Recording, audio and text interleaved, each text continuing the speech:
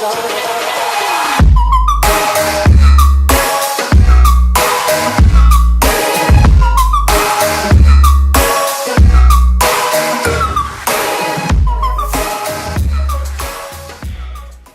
what's going on YouTube? Tom here. Welcome back to another video. Today I will be talking about 5 things to expect when purchasing a brand new or used WRX. Now guys, starting off, this video isn't strictly pertaining to just Subaru WRXs in general. I feel like it's across all platforms and all sports cars, but you know, I'm going to be focusing strictly on WRXs in this video. Now, starting off at number 1, insurance. Insurance is very, very costly for the ownership of this vehicle. Now, I am currently 27 years old. When I purchased my 2018 Subaru WRX behind me, I got price quotes all around, and the cheapest I got was $115 a month for full coverage, the minimum of every aspect of insurance. Now, that is still a lot. But before that, before I made the full purchase, the commitment to purchase this car, I was actually being price quoted at $170 a month, which is crazy. And I'm like, that is exactly why I couldn't afford this car to begin with. Now, luckily for me, I am a part of an insurance policy with my girlfriend now, and don't tell her, I hope she's not watching this video.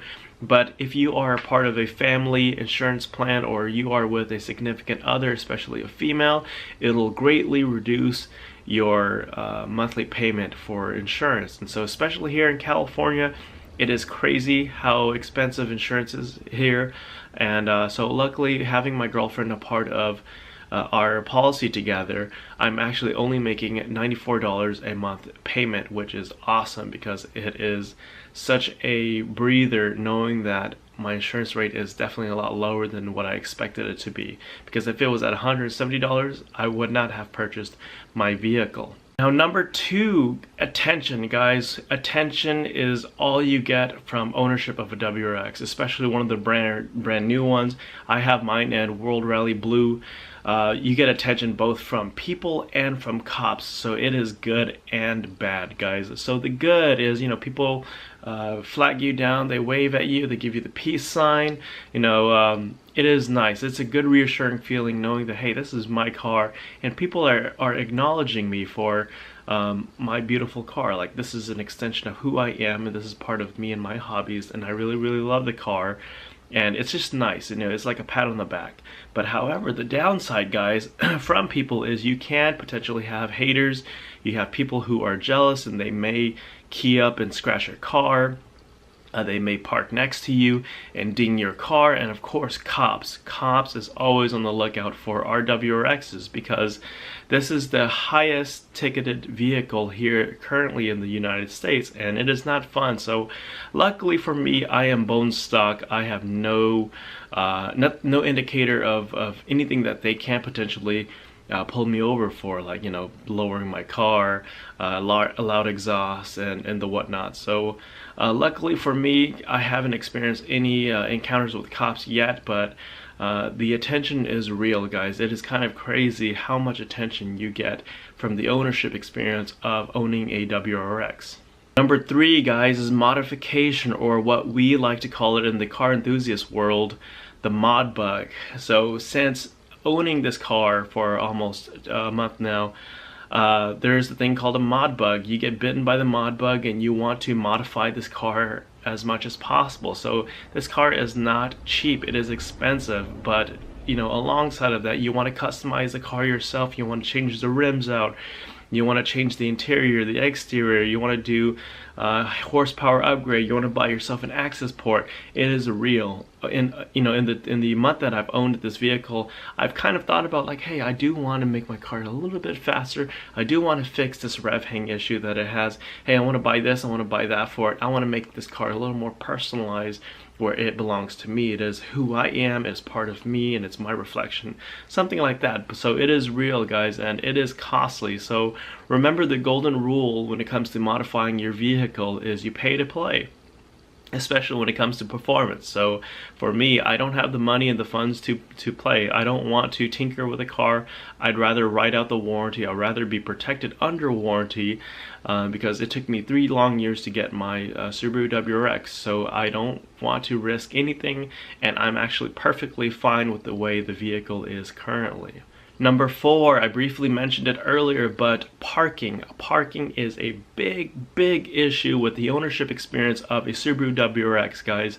So just recently, I went to Best Buy and I parked my car as far away as can be, like 3 lots back, like in the far end where there's a little bit of shade. So I reverse parked it, and no one was there. So great. I was like, cool. I don't have anyone around. I don't have anyone to worry about. I go into Best Buy. I buy some camera equipment for my new Canon G7X. I come back out and there's an SUV parked right next to me, and it's so frustrating. Like, come on, dude. Like, are you serious? Like, that's the whole reason why I parked so far to begin with, is I don't want anyone around me. And there's so much space available, and this guy just happens to park next to me. And same thing happens again when I went to Winco. I parked very far back, and a stupid Corolla is on my left, and it's just so frustrating that I don't want to be around people. Like, I'm okay if I'm parked far out and I have other sports cars parked next to me. Okay, that's fine, because all of us have it in mind. We know, like, we don't want our cars to get dinged by dumb people, and especially people who are inconsiderate of our vehicle. Like, this is our baby, this is our car. I don't want it to get damaged. So I'm okay with being around other sports cars. It's because we all have a mutual agreement. I'm not going to ding your car, you're not going to ding my car. We all pay the cost to own this car. But it is frustrating that every time I park, I swear to God, there's always someone parking next to me, regardless of where I'm at. So yeah, it's very frustrating. And last but not least, guys, number 5, racing. Now, you guys do know that this is a sports car, and a sports car comes with responsibilities. And so for me, I've never owned a sports car before, a true sports car. And this car at 265 horsepower, 265, 268, and brochure, it varies. But this is a fairly fast vehicle for me, coming from the fastest car I've ever driven. It was 140 horsepower, so this is plenty fast for me, and I am happy with it. I'm happy with it at stock. However, while driving, I am very conservative because I'm still in my break-in period. I don't want to race anyone. I will do little pulls here and there from second to third, but that's pretty much it. That's the extent of my speeding. Now, I swear it's not the other sports cars that want to race me. It is the economical cars like Priuses and minivans and SUVs. I don't know if it's just me. Let me know if you guys are experiencing the same thing. But every time I'm driving, Priuses cut me off, SUVs, and it's like they try to race me. Like, so something as simple as on the freeway, I'm going straight and I need to turn over, right? So I would signal, and there's like a Prius like way down the line, and it would speed up to try to cut me off just so that I can't get over to its lane. I'm like, do you hate me that much just because you chose to buy a Prius and I chose to buy a Subaru WRX? Like, come on, dude. Like, chill out, like, it's so frustrating. Like, this has happened several times. It's not just one Prius. I hate Priuses in general, but it has happened several times, primarily Priuses, but oftentimes SUVs and minivans as well. And it's like, come on, dude. Like, my car is fast, okay? It's definitely way faster than you, but I'm not in the mood to race. And it puts me in a bind because it endangers my life that you're trying to cut me off and you're trying to be a prick on the road. And so when I do shift my car into second gear and take off and cut you off, I have the ability to, because this is a sports car. This is faster than you. I don't want to. I signaled, and I'm very cordial on the road. So that pretty much wraps it, guys. 5 of the expectations that you should consider or be aware of when you are purchasing a Subaru WRX, whether it's brand new or used.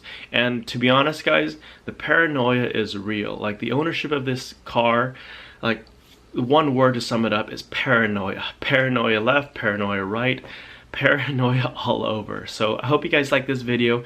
Please give this a thumbs up, like, share, subscribe, and I will see you guys in the next video.